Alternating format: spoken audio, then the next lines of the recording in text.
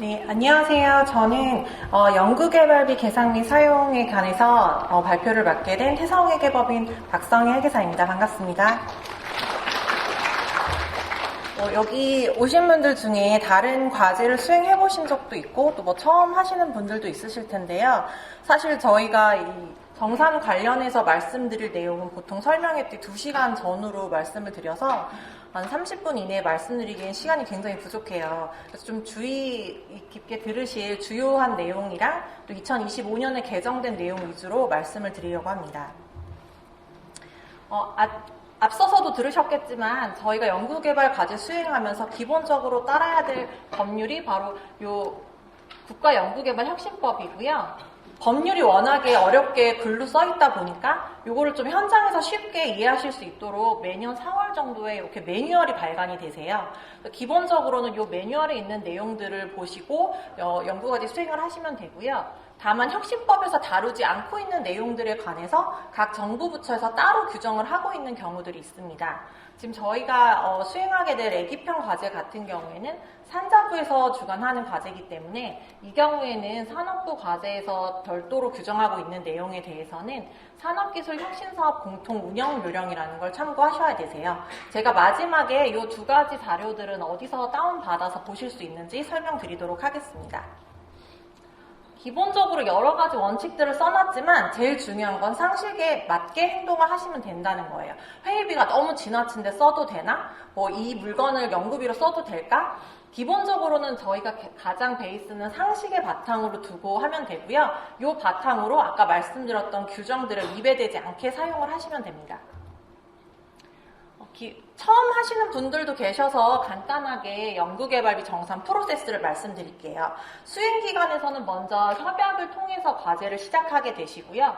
협약을 하게 되시면 그 내용으로 연구개발 계획서를 작성하게 되시고 이 계획서에 계상된 대로 연구개발비를 집행하게 되세요.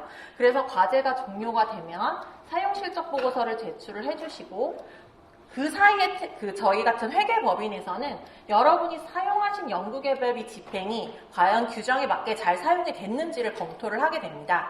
이 과정을 상시점검이라고 하는데요. 사실은 상시점검에서는 굉장히 자세하게 꼼꼼하게 비율 분석까지 하기는 어려워요. 아직 안 사용하신 금액들도 있기 때문에. 그래서 기본적으로 저희가 규정에 위배되는 게 있는지 크게 봐드리긴 하지만 상시점검 의견에서 정산이 됐다 하더라도 최종 정산 과정에서 규정에 위반되는 게 발견됐을 경우에는 또 불인정이 될 수 있다는 점에 유의하시기 바랍니다. 사용실적 보고서가 기관에서 제출이 되면 회계법인에서 이제 정밀 정산에 들어가게 돼요. 이때 저희가 관련된 자료나 추가적인 요청들을 드릴 수 있고요. 여기 저희가 정산을 완료하고 나면 정산 보고서가 제출되면서 정산이 완료되게 됩니다. 연구개발비에 대한 설명을 드리기에 앞서서 연구개발비가 어떻게 구성이 되는지를 말씀을 드릴게요. RCMS에 들어가서 이제 집행을 하려고 하시면 개발 계획서에도 아마 쓰셨겠지만 비목, 항목, 사용 용도로 이렇게 카테고리가 나뉘어져 있어요. 가장 큰 비목은 직접비와 간접비로 나뉘는데 과제를 수행하면서 1대1로 매칭이 되는 비용들이 직접비고요. 과제 수행에 투입이 되긴 했지만 1대1로 매칭이 어려운 부분들이 간접비에 들어가세요. 이 부분은 뒤에서 좀 자세하게 살펴보고요. 각각의 직접비와 간접비 안에 세부적인 항목들을 나눠놓은 게 항목입니다. 인건비, 학생인건비, 시설장비비, 재료비 이런 식으로 나뉘고요. 또 활동비 안에서도 출장비, 회의비식으로 더 세부적으로 나뉘는 게 사용용도, 기존에는 세세목이라고 불렸던 거라고 보시면 됩니다. 연구개발비를 집행하실 때 각 항목별로 주의사항을 이제 말씀드릴 건데 그거에 앞서서 공통적인 계산 기준과 또 좀 주의하셔야 될 내용에 대해서 먼저 말씀을 드릴게요. 연구개발비를 집행하시면 RCMS에 집행건들을 다 입력하게 되시는데 그때 반드시 이 사용을 입증할 만한 증명 자료를 구비하셔야 되세요.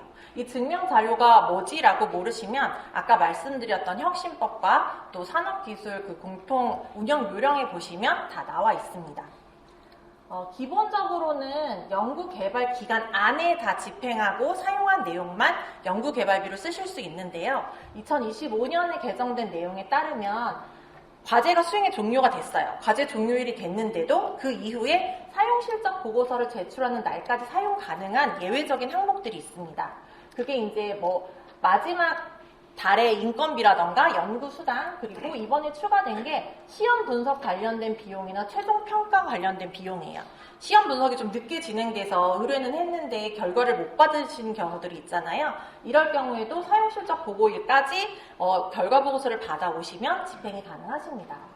그리고 학회나 세미나 참가비가 또 여러 단계에 걸쳐 있을 때는 그 전체 연구 개발 기간 안에 포함이 되면 사용을 할 수 있도록 개정이 됐습니다. 그리고 여기 밑에 보시면 연구비 카드랑 계좌이체라는 거는 세금 계산서를 발급해서 계좌이체하는 거를 말하는데요. 이런 게 원칙이세요. 굉장히 예외적인 경우에 한해서는 부득이하게 법인 카드를 사용했다라던가 소명을 통해서 인정되는 경우도 있지만 기본적으로는 연구비 카드와 또 전자세금 계산서나 세금 계산서가 원칙이라고 생각을 하시면 됩니다. 또 가끔 연구개발 과제 수행하시면서 평소의 출장비 규정과 연구개발비만을 위한 출장비 규정을 따로 정하는 경우가 있으세요. 그래서 연구개발비 관련해서는 우린 규정 없어, 무조건 실비예요, 이렇게 하시는 경우도 있는데 이건 굉장히 중요하기 때문에 자체 규정에 따라서 연구개발비를 사용하게 되시는데 그때 별도의 규정을 따로 두셔서 더 높이 계산하시면 안 되세요. 그래서 제가 아까 말씀드렸던 상식을 베이스로 집행을 하셔야 된다는 게 이런 말씀이고요. 요거는 혁신법에서 정하고 있지는 않지만 산자부 과제를 수행하실 때는 개발 계획서에 3천만 원 이상의 외주 용역비는 반드시 기재를 하셔야 사용하실 수가 있습니다. 그래서 만약에 중간에 수행을 하시게 되면 그냥 임의로 집행하시면 안 되고요. 반드시 전문기관의 사전 협의를 거치셔서 승인을 받아야만 사용을 하실 수가 있습니다. 그리고 환급 가능한 관세나 부가가치세는 영리기관을 같은 경우에는 우리 환급 안 받았어요 라고 해서 연구비로 쓸 수 있는 게 아니세요. 그래서 환급 가능한 부가가치세는 실제 환급을 받았는지의 여부와 상관없이 무조건 불인정 대상이 되시고요. 주류나 이용성 비용이 속해 있는 경우에는 회의비에서 그 주류 때만 불인정 되시는 게 아니라 전체 비용이 다 불인정 되시기 때문에 반드시 유의하시기 바랍니다. 그리고 연구개발 그 기관 내부라던가 아니면 하나의 과제를 수행하고 있는 주관기관과 공동기관이 있으시잖아요. 이 기관 간에는 비용을 서로 사용하시면 안 돼요. 그래서 A 기관에서 B 기관에 계속 외부 전문가 활용비를 지급을 하신다던가 재료를 같이 과제를 하고 있는 공동기관에서 계속 주문을 하신다던가 그런 경우는 전체 다 불인정 되시기 때문에 주의하시기 바랍니다. 그리고 가끔 물어보시는 게 저희 연구원을 새로 뽑아가지고 자리가 없어요. 임차료를 좀 공간을 새로 임대했는데 임차료를 부담할 수 있나요? 라고 하시는데요. 기본적으로는 내부나 외부 연구 공간 관련된 임차료는 다 안 되세요. 부득이하게 정말 이 기관을 어떤 그 공간을 임차를 해서 연구를 수행해야 되는 부득이한 사유가 있다면 반드시 전문기관에 협의를 하셔서 승인을 거치신 후 사용을 하시기 바랍니다. 여기 항목별 제한 기준은 뒤에서 뻔뻔히 말씀을 좀 드리도록 할게요. 이제 직접적으로 항목에 하나씩 좀 사례랑 좀 주의사항을 말씀드리려고 하는데요. 먼저 인건비 관련해서는 불인정이 사실 잘 발생을 하지는 않아요. 다만 인건비 계상률 관리를 좀 어려워하시는 기관들이 실수로 인해서 좀 아쉽게 불인정을 받으시는 경우가 있는데 인건비는 한번 불인정이 나면 굉장히 크게 나거든요. 소급이 안 되기 때문에. 그래서 반드시 주의하실 거는 인건비 계상률이라는 개념을 잘 관리를 하셔야 되세요. 어떤 그 연구원이 계신데 이 과제만 하는 게 아니라 다른 과제도 다 같이 수행하신다라고 하면 국가연구개발 과제를 통틀어서 월별로 100%가 넘으시면 안 돼요. 여기 출연연이나 전문생산기술연구소는 연 단위로 관리를 하시지만 기본적으로 영리기관이나 기타 비영리기관은 월 단위로 관리를 하셔야 되기 때문에 저희가 인건비 집행 그 점검표라고 해서 엑셀 시트를 보내드리는 게 있어요. 나중에 요청하시는 루트를 알려드릴 테니까 월별로 잘 관리를 하셔서 그 연구개발비가 불인정이 나지 않도록 관리를 해주셔야 되고요. 이것도 혁신법에서는 따로 정하고 있지 않지만 산자부 과제 같은 경우에는 최소 인건비 계상률이라는 게 있어요. 그래서 무조건 모든 연구자가 최소 월별로 계상률이 반드시 10% 이상이어야 됩니다. 10% 이내 밑으로 만약에 설정을 하시면 부족한 계상률만큼 또 불인정이 되실 수가 있기 때문에 반드시 최소 인건비 계상률을 지켜주시기 바랍니다. 인건비 계상률을 계산할 때는 실제로 내가 받는 세전급여를 이 중에 연구개발비로 인건비 얼마를 지급할 건지만 보고 계산을 하세요. 그렇게 계산된 인건비 계상률을 가지고 실제로 인건비를 이분한테 얼마를 지급할 거냐 할 때는 여기 보시면 네, 급여뿐만 아니라 사대보험 기관 부담금이랑 퇴직급여 충당까지도 계산된 인건비 계상률로 집행이 가능하세요. 그래서 이 부분도 다 주의를 해주시면 될 것 같고요. 인건비를 계산하실 때 가장 많이들 실수하시는 게 뭐냐면 영리기관은 원칙적으로 현금 계상이 안 된다라고 보시면 되세요. 다만 예외적으로 현금 인건비를 계상할 수 있는 범위가 있는데요.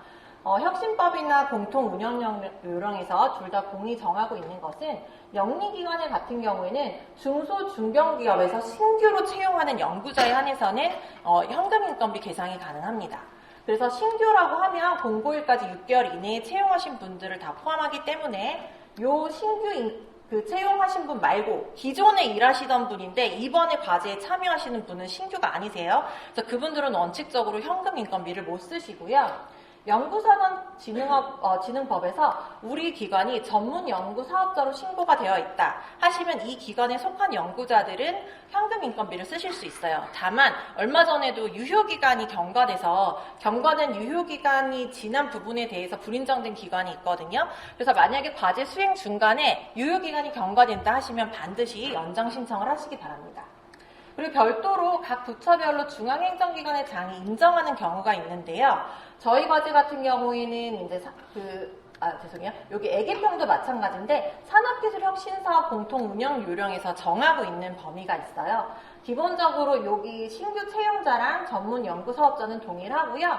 별도로 보시면은 초기 창업 기업들 있잖아요. 7년이 안 되신 분들이나 또 여기 보시면은 평가단에서 별도로 인정을 한 현금 인정 분야가 쫙 표로 나와 있으세요. 그래서 우리 기관이 여기에 해당이 되는지를 사전에 보시고 해당이 될 때만 현금 인건비를 계상하셔야 됩니다. 다음으로는 인건비 증명 자료인데요. 인건비 집행을 하실 때 RCMS에 같이 등록을 하셔야 되는 첨부 자료예요. 기본적으로는 내부 인건비 쓰실 때 연구자별로 급여를 확인할 수 있는 급여 명세서와 이체 증빙을 올려주시면 되고요. 아까 말씀드린 것처럼 우리 기관이 앞에 현금 인건비를 쓸 수 있는데 해당이 된다. 그럴 경우에는 반드시 영리기관의 현금 계상 인건비 관리 계획 및 현황이라는 요 서식을 제출을 같이 해주셔야 되세요. 다음으로 유의사항을 말씀드리는 거는 가끔 이제 기관부담금 중에 현물로 부담하시는 인건비가 있잖아요. 근데 현물은 실제로 우리가 연구개발비에서 지원을 받는 게 아니다 보니 가끔 놓치시고 잔액을 막 집행을 안 하고 놔두시는 경우가 있어요. 근데 현물 부담도 반드시 집행을 하셔야 되는 게 우리 기관이 부담을 하기로 약속한 기관 부담금의 일종이기 때문에 부담을 안 하셨을 때는 부족 금액을 현금으로 반납을 하셔야 됩니다. 그래서 현물은 또 2월이 되는 게 아니라서 연차별로 반드시 정해진 금액을 바로바로 집행을 해주시기를 바라고요. 현물을 부담하셨을 때는 요 현물 부담 확인서라는 게 있어요. 요거를 연차별로 작성을 해서 RCMS에 같이 등재해 주시면 되겠습니다. 다음으로는 연구시설 장비비와 재료비에 대해서 살펴보겠는데요. 사실 어떤 게 시설 장비고 어떤 게 시설 장비가 아니냐에 대해서는 문의가 굉장히 많으세요. 기본적으로 그냥 생각을 하시면 요 연구과제를 수행하는데 직접적으로 요 과제만 수행이 되는 게 아니라 뭐 범용적으로도 쓸 수 있다거나 이 용도 외에도 사용을 할 수 있다라고 보시면 그거는 연구시설 장비로 해당이 안 된다고 보시면 되세요. 물론 요것도 사례별로 다 다르기 때문에 좀 애매하시면 담당 회계법인 담당자한테 연락을 해서 반드시 물어보시고 집행을 하시기를 바랍니다. 연구시설 장비비를 사용하실 때 제일 많이들 주의하셔야 되거든요. 검수까지 완료되는 기간을 정하고 있어요. 우리 과제가 수행 중이면 단계 종료일 2개월 전까지는 검수가 다 되셔야 되거든요. 그래서 이번에 보시면은 단계로 구분된 경우에는 단계 종료일부터 2개월 전까지 구입 설치 또는 임차를 완료해야 된다라고 되어 있고요. 다만 이번에 25년에 들어와서 개정된 내용이 공통운영요령에서 뭐라고 개정을 했냐면 연구 개발 과제가 단계가 여러 단계로 구분돼 있을 때는 1차년도 마지막에 그러면 사면 이거는 불인정이냐 이런 이의 신청이 많이 있다 보니 이제는 마지막 단계의 연구개발 종료 2개월 전까지 구입 설치하도록 정하고 있습니다. 다만 3천만 원이 넘는 경우에는 반드시 연구개발 계획서에 기재를 하셔야 되고요. 중간에 계획하지 않았던 장비를 사게 되셨는데 그게 3천만 원을 넘어간다 하시면 이것도 반드시 전문기관의 승인을 받고 집행을 하셔야 됩니다. 그리고 여기 보시면 3천만 원 이상의 연구시설 장비라던가 아니면 3천만 원은 안 되는데 공동 활용이 가능한 장비세요. 그러시면 IT부에 반드시 등록을 하셔야 되고요. RCMS에 보면은 장비 관련된 등록증들을 첨부하게 되어 있기 때문에 관련된 전문기관에서 승인받은 서류랑 IT부에 등록하신 내용들을 첨부 자료에 올려주시면 됩니다. 연구시설 장비와 다르게 연구 재료비는 단계로 구분된 경우에는 그 단계 종료일까지는 구입을 하실 수가 있어요. 그러다 보니까 어떤 사례가 발생하냐면 우리가 재료비를 3천만 원 예상을 잡았어요. 그런데 실제로 쓰고 나니까 2천만 원밖에 사용을 안 해서 1천만 원이 남았습니다.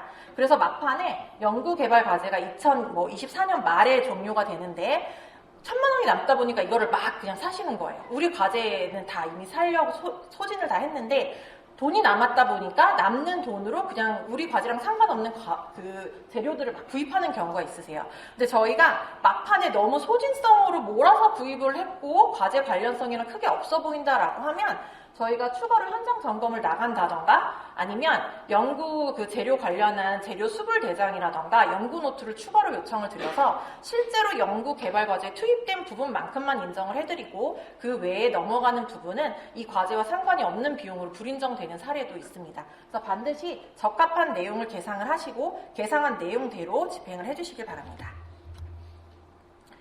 연구 시설 장비와 재료비도 인건비처럼 현물로 부담이 가능하세요. 그래서 현물로 부담하실 때 유의하셔야 될 사항은 연구 시설 장비는 구입가의 20% 이내에서 현물로 계상을 하실 수가 있는데요. 기존에는 그 영리기관이 기존의 연구개발 과제 시작 전에 보유를 했거나 이런 부분만 사용하실 수가 있었는데 지금은 과제가 시작된 후에 영리기관의 자체 재원으로 구입한 경우에도 현물 부담이 가능합니다. 여기서 자체 재원이라고 하는 거는 다른 과제로 구매하신 거를 여기다 현물로 부담하시면 안 된다는 내용이에요. 그래서 어느 과제로도 지원을 받지 않고 우리 돈으로 구입한 시설 장비가 있다 하시면 현물로 부담 가능하십니다. 마찬가지로 영리기관이 생산하고 판매하거나 과제가 시작되기 전부터 소유하고 있던 재료에 대해서는 기존에도 현물 부담이 가능하셨는데요. 연구시설 장비처럼 과제가 시작된 이후에도 우리 돈으로 샀다 하시면 이 재료 역시 현물 부담이 가능하십니다. 연구시설 장비랑 재료비 관련해서 좀 증빙 서류의 미비가 굉장히 많이 나오는데요. 제일 중요한 건 품위서에 과제 관련성이 기입되어 있느냐예요. 그래서 과제 관련성을 반드시 기입하신 내부 품위서를 등재를 해주셔야 되고요. 과제명이라던가 과제 번호라던가 어떤 것도 좋으니까 이 과제를 위해서 샀다는 거를 표시할 수 있는 서류를 구비해 주시면 되겠습니다. 내부 결제를 받으시면 당연히 구매를 의뢰하실 거고 물품이 입고되면 거래 명세서랑 또 물품이 다 들어오고 나서 제대로 들어왔는지 검수하는 과정을 거치실 때 검수 확인서를 받게 되시는데요. 검수 확인서에는 검수 일자와 검수자의 성함이 반드시 들어가 있으셔야 됩니다. 이렇게 검수까지 다 하고 나서 돈을 지출하실 때는 세금 계산서라던가 카드 매출 전표를 증빙 자료로 같이 첨부해 주시면 됩니다. 다음으로는 연구활동비인데요. 연구활동비는 워낙에 방대해서 지금 제가 다 설명드릴 수가 없어요. 시간 관계상. 그래서 가급적 중요한 내용으로 말씀드리면 지식재산 창출활동비는 우리가 특허를 내야 될 때 특허법인에다 컨설팅을 한다던가 사전 조사를 하는 비용이에요. 반면에 실제로 특허를 출원한다 했을 때 나오는 비용이라던가 관람료는 직접비가 아니라 성과활용 지원비라는 간접비로 사용을 하셔야 됩니다. 그리고 외부 전문 기술 활용비는 우리 기술이 아니라 외주를 준다던가 외부에 있는 자문을 받는다던가 시험을 의뢰한다던가 하는 비용들을 말하는데요. 직접비의 40% 이내에서만 사용이 가능하기 때문에 이 비율을 잘 초과하지 않도록 관리를 해주셔야 되고요. 회의비 관련해서는 많이들 좀 문의 오는 게 작년 12월 1일에 혁신법에서 이제 개정된 내용을 유예기간이 끝나서 반드시 사전 결제를 받은 경우에만 회의비 10비를 써라라고 하고 있어요. 다만 저희가 수행하는 이 산자부 과제 같은 경우에는 RCMS에 회의록을 등재하는 걸로 사전 결제를 가름하고 있기 때문에 사전 결제 내용 혹시 다른 과제를 수행하실 때는 이 내용을 좀 참고하시면 될 것 같고요. 산자부 과제 같은 경우에는 회의비에 대한 사용 한도를 따로 정하고 있지는 않습니다. 다만 저 사회 통념상 타당한 금액 이내로 사용을 하셔야 되세요. 우리가 실비라고 규정이 있다라고 해서 어느 분들은 뭐 호텔에 가서 해외 갔었을 때 1박에 뭐 출장비도 뭐 120만 원씩 쓰시고 회의비도 한 번에 1인당 20만 원씩 쓰시고 이러는 경우가 있어요. 근데 요거는 사회 통념상 좀 타당한 금액의 범위를 넘어섰다고 저희가 보거든요. 그러면 과연 타당한 범위가 뭐냐라고 하실 때는 잘 모르신다. 우리가 이제 창업을 해서 어떤 기준을 세워야 될지 모른다 하시면 공무원 여비 규정을 참조하시면 좋을 것 같습니다. 출장비 같은 경우에도 25년에 개정될 때 우리 내부 규정이라던가 아니면 공무원 여비 규정 중에 선택해서 하실 수 있게 바뀌었거든요. 그래서 우리 규정이 공무원 여비 규정이랑 매우 상이하다던가 아니면 우리가 규정이 지금 없어서 무조건 다 실비로 주고 있었다라고 하실 때는 공무원 여비 규정을 찾아서 참조를 하시면 좋을 것 같고요. 소프트웨어 활용비 관련해서는 범용성 소프트웨어를 소프트웨어라고 생각하시고 그냥 막 구매하시는 경우가 있는데요. 여기서 말하는 소프트웨어는 연구용 소프트웨어예요. 범용성 윈도우라던가 뭐 MS 오피스 한글, 또 챗GPT를 요즘 많이 구매하시는데 이거는 범용성이기 때문에 연구활동기에 있는 소프트웨어 활용비로 사용을 하시면 안 되세요. 그럼 과연 이건 아예 못 쓰냐? 그건 아니고요. 여기 보시면 연구실 운영비가 있는데 연구실 운영비 안에 사무용 기기나 사무용 소프트웨어 또 냉난방 및 청결 환경 유지 비용이 있습니다. 영리기관 같은 경우에는 이거를 마음대로 사실 수가 없어요. 반드시 영리기관 연구실 운영비 활용관리 계획서에 품목과 수량과 금액을 명시하시고 사용을 하셔야 되고요. 만약에 여기서 뭐 총 금액이라던가 품목이나 수량이 변경된다 하시면 변경된 내용도 반드시 전문기관의 승인을 거쳐서 새로 작성을 하시고 승인 받으신 후에 사용을 하셔야 됩니다. 이제 다음으로는 직접비에서 마지막으로 연구수당에 대해서 말씀을 드릴 건데요.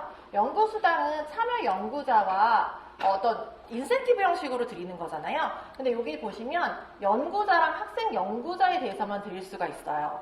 연구 지원 인력이라던가 비영리기관의 연구 근접 지원 인력은 연구수당의 대상은 아니세요.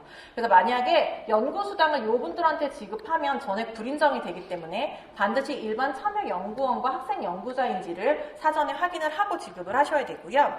연구수당을 지급할 때 많이들 실수하시는 게 뭐냐면 일부만 잠깐 그 연구에 참여했다가 빠지시거나 중간에 퇴사한 분들은 연구수당 지급 대상이 아예 아니라고 생각하시는 기관이 많으세요. 근데 그러시면 안 되고 참여를 일부만 했던가 중도에 퇴사를 했더라도 전원을 대상으로 만약 우리가 1차년도 연구수당을 지급한다라고 하면 1차년도에 참여했던 전원을 대상으로 기여도 평가를 하시고요. 그거에 맞게 합리적인 기준에 따라서 지급을 하셔야 됩니다. 연구수당을 지급하실 때는 좀 따르셔야 되는 지급 한도가 있는데요. 기본적으로는 수정인건비, 여기 나와 있는 것처럼 현금, 현물, 학생인건비, 미지급 인건비를 다 포함해서 20% 이내에서만 지급을 하셔야 되고요. 한 명의 연구자에게 우리 연구수당이 총 1,000만 원이에요.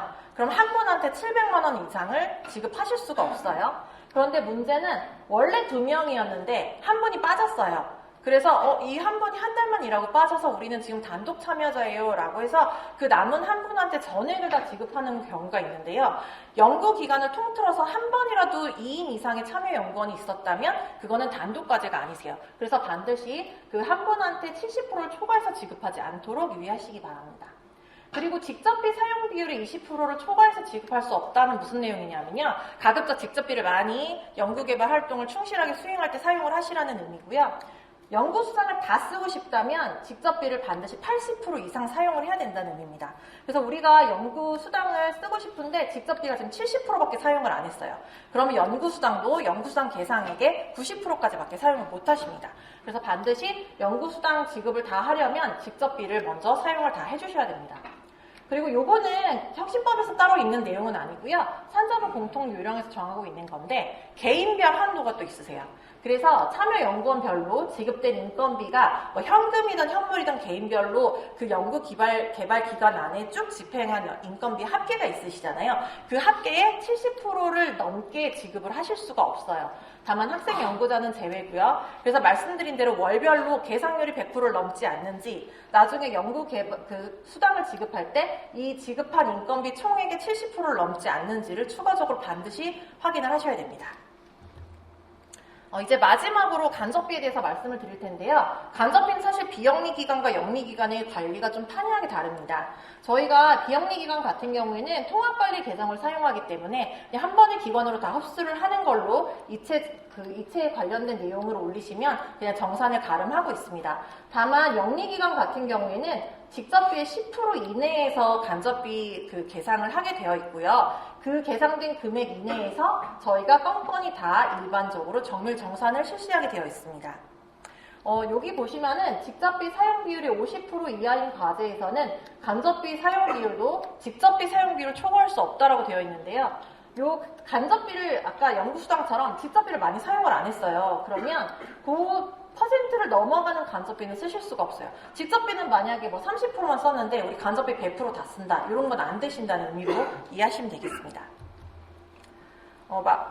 여기 간접비에서 좀 항목별로 좀 세부적으로 내용을 살펴보면요. 인력 지원비라는 거는 영리기관에서 연구 지원 전문가에게 인건비를 주고 싶다라고 하시면 그거는 직접비가 아니라 간접비에는 인력 지원비로 지급을 하셔야 되세요.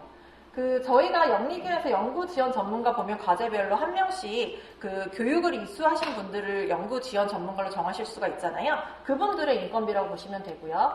연구개발 능률 성과급은 앞서 말씀드린 것처럼 연구 수당 지급 대상이 안 되는 연구 지원 인력이나 또 연구 근접 지원 인력들에 대해서 지급을 하시는 내용인데요. 이때도 주의하실 거는 간접비가 직접비 10%였잖아요. 영리기관 같은 경우에. 이 금액이 또 10%밖에 안 되세요. 그래서 이 금액이 타당한지를 한번 확인해 보시고 집행을 하시면 될 것 같습니다. 25년도에 개정된 내용을 하나 말씀드리면 기존에는 육아휴직을 들어가시면 인건비는 당연히 지급을 못 하시고요. 육아휴직 기간 동안에 요 4대 보험 기간 부담금이랑 퇴직급여 충당금을 아예 연구개발비로 사용할 방법이 없었어요. 근데 이번에 개정되면서 육아휴직 기간 동안에 인건비는 당연히 과제 참여를 안 하시기 때문에 집행을 할 수 없지만 요 4대 보험 기간 부담금과 퇴직급여 충당금은 간접비로 사용이 가능하게 바뀌었습니다. 그래서 이 부분도 확인을 좀 하시면 좋을 것 같고요. 사실 영리기관에서는 이 연구 지원비는 거의 쓰실 게 없기 때문에 좀 넘어가고 마지막으로 성과활용 지원비에 대해서 말씀드릴게요. 우리가 과제를 수행해서 연구 성과가 나왔어요. 그래서 이 성과를 확산하고 홍보를 하기 위해서 전시에 참가해서 부스 설치를 한다. 이거는 간접비의 성과활용 지원비로 집행이 가능합니다. 가끔 이런 내용을 그냥 직접비로 연구활동비로 집행하시는 경우가 있는데요. 저희가 정산할 때 다 불인정되고 있어요. 그래서 반드시 간접비에 해당하는 부분인지를 확인하시길 바라고요. 다만 주의하실 점은 연구 개발과 관련된 홍보입니다. 단순히 우리 기관을 홍보하기 위해서 채용 박람회에 참여했다. 아니면 우리 기관에서 이 연구 개발 과제 외에 따로 개발하고 있는 게 있어서 그 시제품을 홍보하기 위해서 참여했다. 이런 내용은 과제 관련성이 확인되지 않으면 저희가 다 불인정하고 있습니다. 지금까지 좀 주요 내용 위주로 살펴봤는데요. 제가 아까 말씀드렸던 규정 관련된 내용들은 저희 홈페이지를 운영하고 있어요. 그래서 그냥 태성회계법인 사업비라고만 치셔도 이 홈페이지가 나오는데 여기 규정이랑 지침 자료들을 올려놓고 있고요. 또 수행하시다가 궁금하신 게 있으면 꼭 저희 회계법인 과제가 아니더라도 일반적인 내용이 궁금하시다 하면 여기 Q&A에 올려주시면 저희가 답변 드리고 있고요. 저희가 또 유튜브에 운영을 하고 있기 때문에 제가 오늘 말씀드린 내용은 굉장히 일부에 불과하거든요. 더 세부적인 내용이 궁금하시다 하시면 유튜브에서 풀 영상 올라있는 것들 참조하시면 좋을 것 같습니다. 오늘 경청해 주셔서 감사합니다.